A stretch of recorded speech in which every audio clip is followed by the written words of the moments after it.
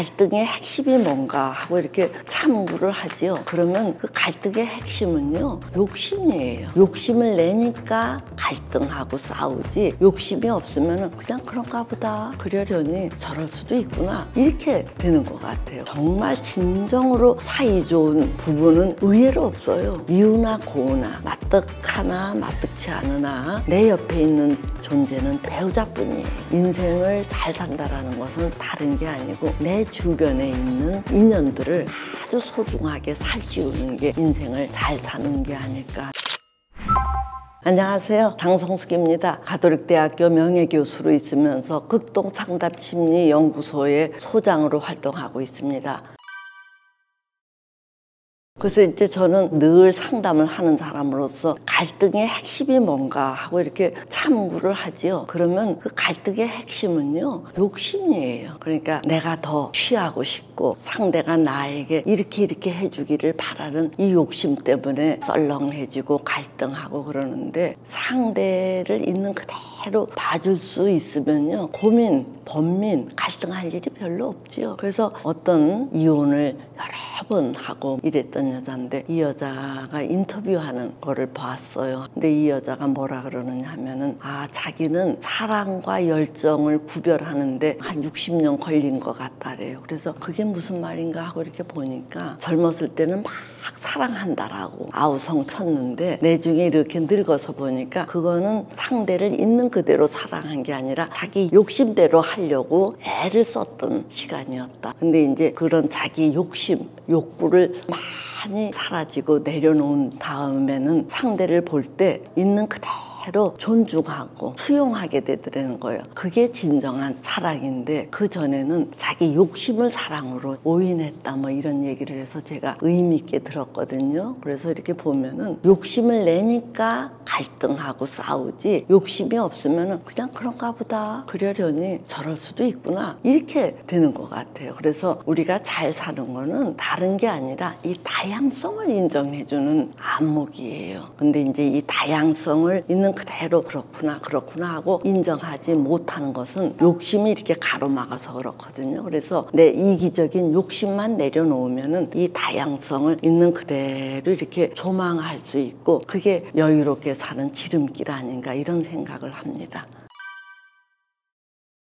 사람은 이제 사회적 존재로서 혼자 있으면 늘 외로워요. 또 외로움은 만병의 근원이라고 할 정도로 잡념, 망상, 뜬금없는 엉뚱한 생각, 이런 것들이 들어와서 나를 괴롭힌단 말이에요. 그러니까 사람들은 이제 사회적 존재로서 좋은 사람들, 뭐 배우자든 가족이든 동료든 늘 사람을 꼬이게 할 수 있으면 제일 좋은데, 이제 그렇더라도 이게 늘 사람이 곁에 있을 수는 없거든요. 혼자 있을 때가 의외로 또 있다는 얘기요.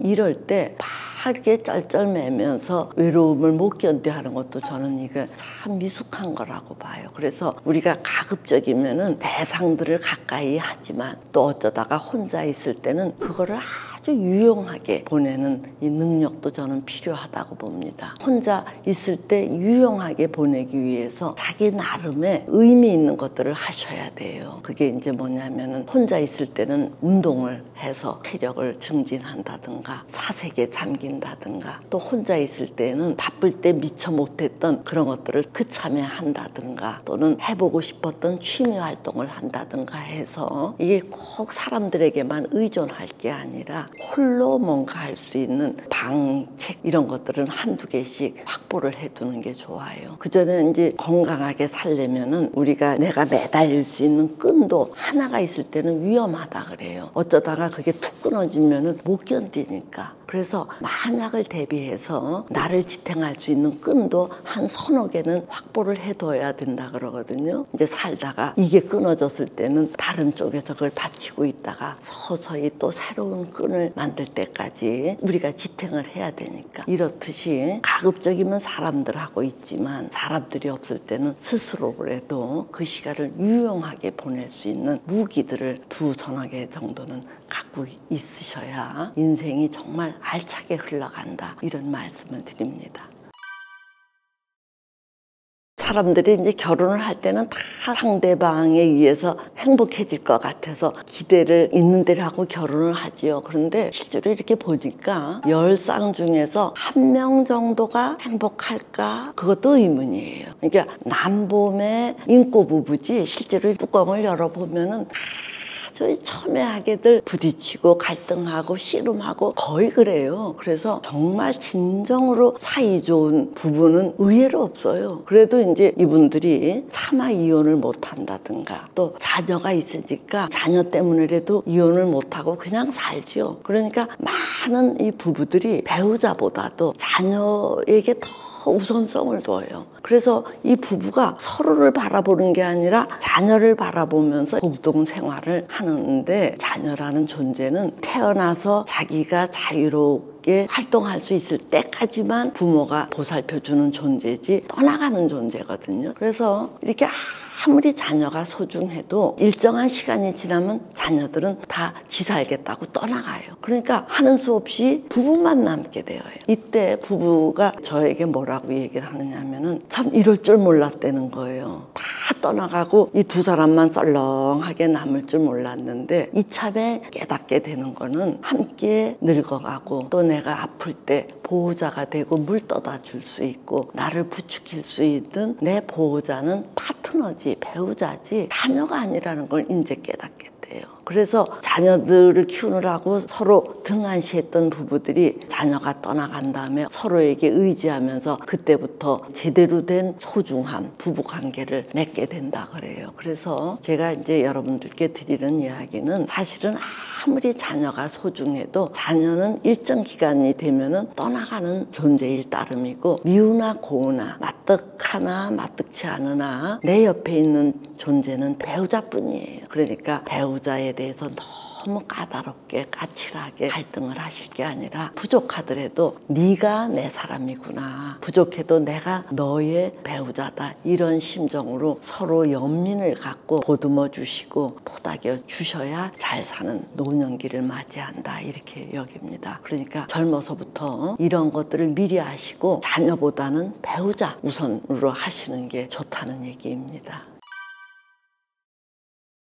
옛날부터 우리는 사회적 존재라 그러거든요. 사회적 존재라는 의미가 관계적인 존재라는 얘기예요. 그래서 동물은 뭐 뿔뿔이 혼자들 산다라고 하는데 사람은 반드시 서로 의지해서 살게 돼 있어요. 그래서 우리가 풍요는 나 홀로 이룩하는 게 아니라 관계 속에서 결정지어지는 거니까 부모에 대해서도 설사 부모가 좀 부족하더라도 나를 낳아 키워준 부모이니까 정말 극진하게 부모를 모셔드리는 거고, 또 배우자라는 대상에 대해서도 잔뜩 기대를 갖고 결혼을 했는데 막상 살아보니까 성에 차지 않더라도 내가 선택한 대상이에요. 다시 물릴 수가 없다는 얘기예요. 그러니까 연민을 가지고 배우자도 열심히 보듬어 주면은 배우자도 성장한다는 얘기예요. 어떤 양반이 이런 얘기를 하더라고요. 결혼을 할 때는 자기 부인이 근사했대요. 근데 결혼 10년 후 이렇게 보니까 푸석푸석 해서 내가 그 옛날에 그렇게 구애를 했던 여자가 이 여잔가 좀 갸우뚱했었는데 아, 이게 내 책임구나, 이런 생각이 들어서 바깥 활동을 대폭 줄이고 아내를 다시 윤기 나게 하는데 많이 공을 들였더니 다시 부인이 화사한 꽃처럼 피어나더라, 뭐 이런 이야기를 감동 있게 들은 적이 있는데, 부부관계에서도 내 마음에 덜 들더라도 내 사람이라는 얘기예요. 그러니까 그걸 또 각별히 또 자녀와의 관계도 다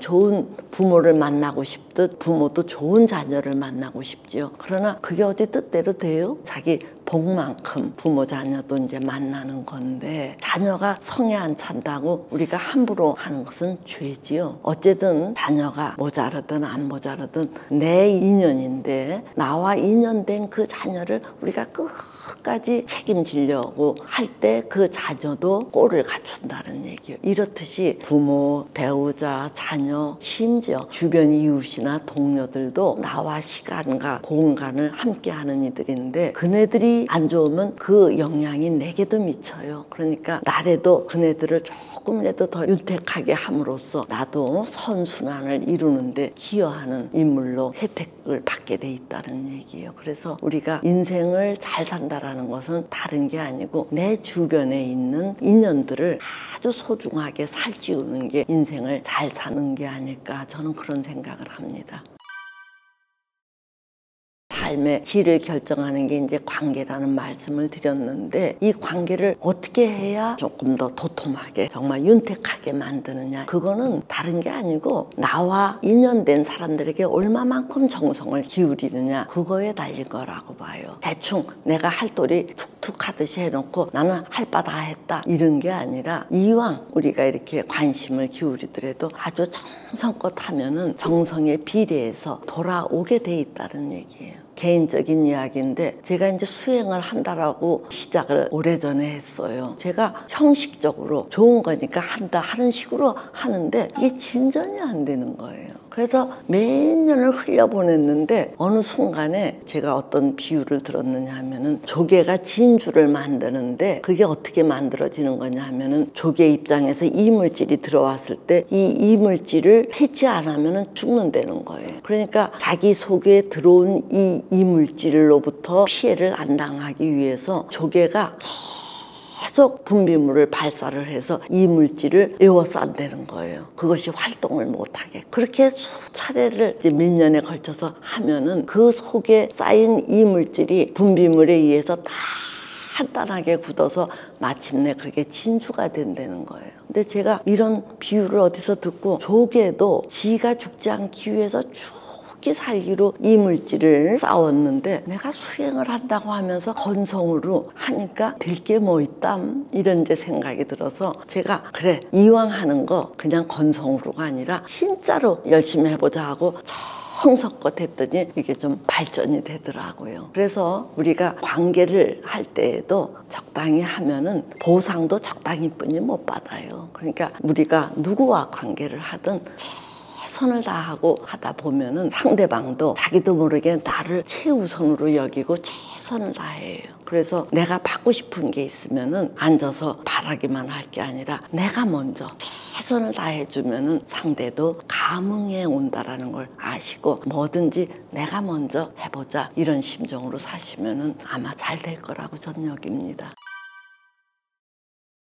수십 가지가 있을 수 있는데, 저한테 하나를 뽑으라면은 욕심 사나운 사람을 경계해라. 욕심 사나우면요, 자기도 모르게 자기 입속을 차리려고 이기적으로 굴어요. 그런 사람 옆에 있으면은 지치고 실증을 나게 마련인데, 가급적이면 이 욕심을 줄이고 배려하는 사람하고 있으면 기분 좋지요. 그래서 자기 욕심에 더 비중을 두느냐, 아니면 자기 욕심보다는 상대에 대한 존중으로 배려를 좀 하느냐. 물론 이제 너무 이쪽으로 치우쳐도 곤란해요. 사람들은 너무 이기적이면은 주변에서 싫어해서 관계가 끊어지고, 또 반대로 너무 겸양, 양보 이런 것만 하면은 주변에서는 좋아하는데 본인이 결국은 못 견뎌서 잠수를 타는 현상이 벌어져요. 그래서 너무 지나치게 지 입속만 차리는 사람도 아니고, 너무 헌실하는 사람은 주변에서 좋아해도 본인이 못 견뎌서 퇴장을 하려고 해서 관계가 끊어지고,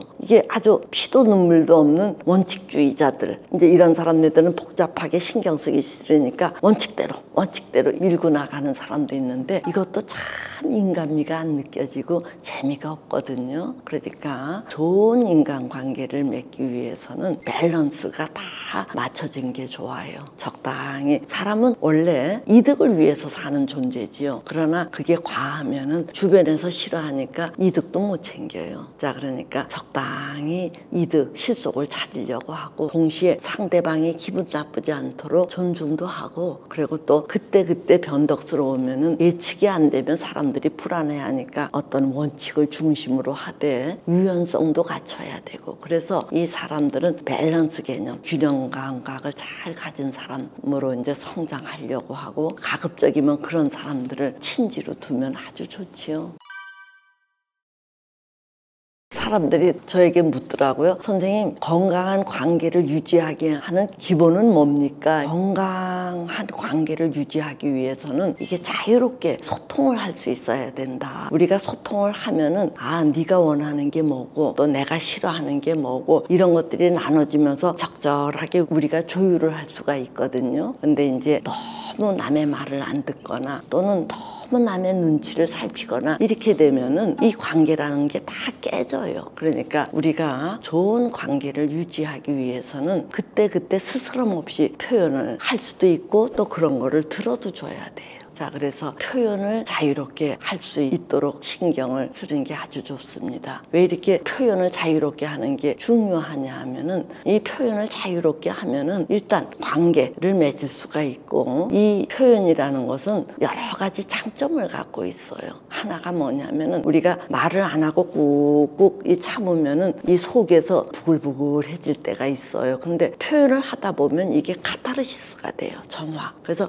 표현을 하다 보면 정화도 되고 또 표현이라는 것은 이 논리의 말이라는 것은 이제 이 논리를 따르잖아요. 그러니까 표현하는 과정 속에서 이게 논리적으로 정돈이 되어요. 자, 그러니까 표현을 스스럼 없이 한다라는 것은 나도 모르게 정화도 이룩하고 정리도 되고 이렇게 얘기하시다가 이렇게 뒤엉켜 있는 게 이렇게 쓱 정돈되는 거 느끼시잖아요. 이렇듯이 이제 표현이라는 것은 정화와 정리를 이룩하게 해주고 또 서로 상호작용하게 하는 매체니까 이런 상호작용을 하게 함으로써 관계가 돈독해지는데 아주 기여하는 게 표현이에요. 스스럼 없이 자유롭게 표현하는 이 연습을 평상시에 많이 해두시는 게 좋습니다. 그러려면 과도하게 눈치 보거나 과도하게 엄격하거나 자기를 너무 감추려고 하지 않는 게 필요하겠지요. 이제 마지막으로 여러분들께 우리 삶이라는 것은 관계다. 그런데 이제 관계는 혼자 사는 게 아니라 둘 이상이 살잖아요. 그러니까 공존을 할 수 있는 태도를 가지셔야 돼요. 공존한다라는 것은 나만 중요한 게 아니라 또는 너만 중요한 게 아니라 나도 살고 너도 사는 이 공존 관계. 자, 그럼 이 공존 관계를 잘 유지하는 방법이 뭐냐? 이제 그거는 원활한 소통이다. 원활한 소통이 일어나야 그때그때 이 균형을 잡을 수 있거든요. 그럼 이 원활한 소통을 위해서 뭘 어떻게 해야 되느냐? 이거는 표현을 하는데 스스럼 없이 잘 해야 된다. 그러면 이 표현하는 좋은 습성, 이걸 어떻게 기르느냐? 이거는 일찍이 가정에서부터 부모가 자녀와 늘 관계를 통해서 상호작용을 해줄 때 거기에서 습득되는 거고 그게 기초가 돼서 바깥에서도 그것이 이제 펼쳐지는 거니까 관계를 잘한다라는 것은 태어나서부터 부모와의 관계에서부터 이제 쭉 이루어지는 거니까 이 모든 게 다 이게 삶의 전반에 이제 해당되는 거라고 저는 봅니다.